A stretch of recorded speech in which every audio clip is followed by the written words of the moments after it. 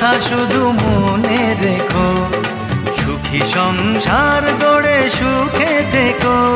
এ ঘর দুয়ার সব শূন্য করে যেতে হবে তোমাকে স্বামীর ঘরে।